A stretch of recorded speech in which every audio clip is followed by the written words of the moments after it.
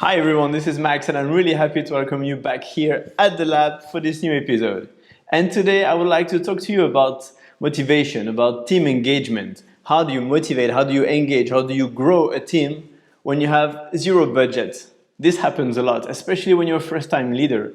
You're just given a team, sometimes you're just given the role, not really the function, and you're not getting really the budget coming with it, so the financial budget. And sometimes the budget is available, but you have to go through all kind of hoops to get it. But the good news is that you don't need a budget. And today I want to dedicate this video to that. And for that, I'm going to be using Sketchnotes. All right, so how do you motivate a team with zero budget? How do you engage the team members with zero budget to work with? Well, the very first thing is to help your team member become T-shaped persons. So what do I mean by T-shape? It's about having a very core foundation, so that's your kind of vertical axis. You have a lot of expertise in a very specific domain, but then you're broadening your scope. So that's the horizontal part. Basically, you're learning about new things. And I think that's very important for a people leader to really give that support to the team members, to help them broaden their scope, broaden their horizon.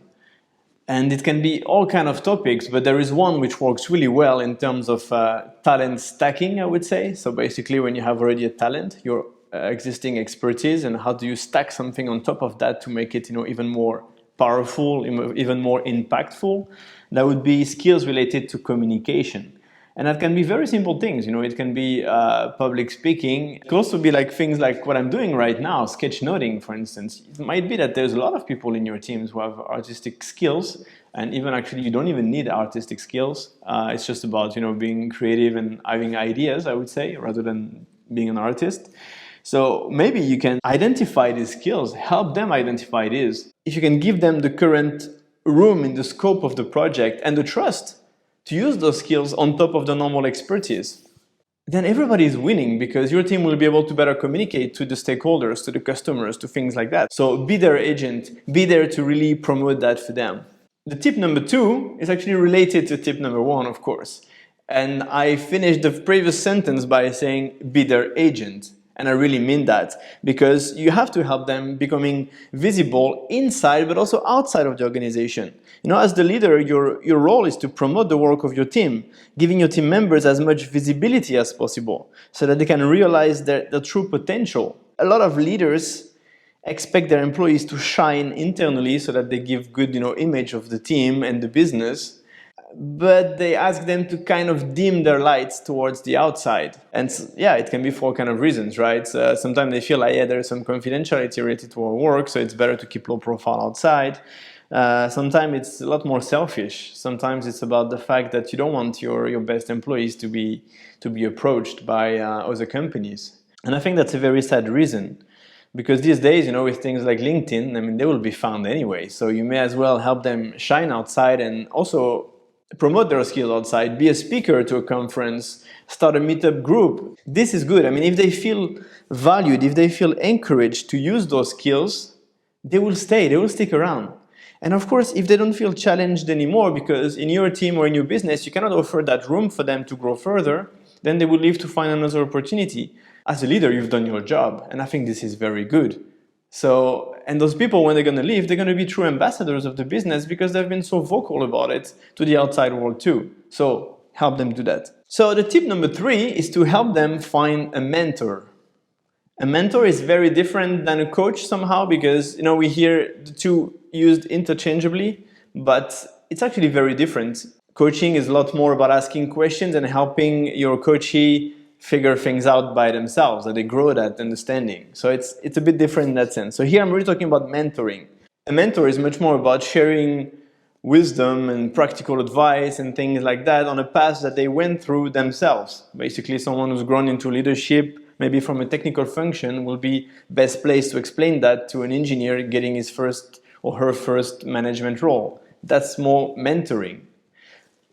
Your role as a leader in this context is to accept and promote the fact that you may not be the best positioned person to be a mentor to your employee, because you don't share the same path. Maybe you don't come from the same career background, for instance. Maybe you have a colleague, another leader in the organization, who might have a very similar path to the one that your employee is about to embark on, right? So this is the kind of people that you need to connect. Your role is to connect those people. And sometimes it's even outside the organization. Maybe a former boss of yours, maybe a former colleague of yours could be a fantastic mentor to one of your employees. Your role again is to connect them. But if no one inside or outside the organization is the proper fit, well, it's not a problem, because mentoring can be found in books, can be found in blogs, can be found in YouTube channels. So, there's plenty of locations, plenty of medium that you can find to help your employees get the right mentoring, which is adapted to them. And your role is to create that with them, is to help them find this information if you cannot find that person. But create room for that and encourage them to do that.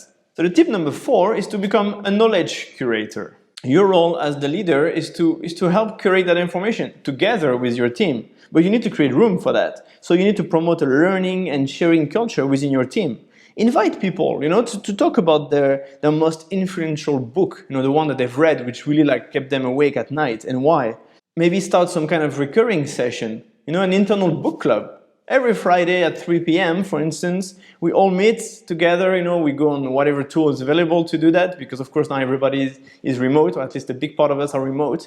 So you're going to create that environment for them to express themselves. And on top of that, someone might take the lead and discover that, oh, maybe I have some leadership skills here. I love to organize these things. I love to find the right information, to motivate my colleagues to take the lead in sharing about a book or about a blog they read. And this person might grow into a leader. And this would have never happened if they would have just stuck to their daily occupation. Be a knowledge curator and open the door for your team to even take the lead, just initiate it, and someone might take the lead and you might have found a fantastic successor for yourself. And of course, you're going to tell me, okay, but time is not free, right? Time is money, and people will be spending time on that and not on the rest of the business. Well, guess what? It costs even more money to the business to replace people every month because they left. So you might want to consider that.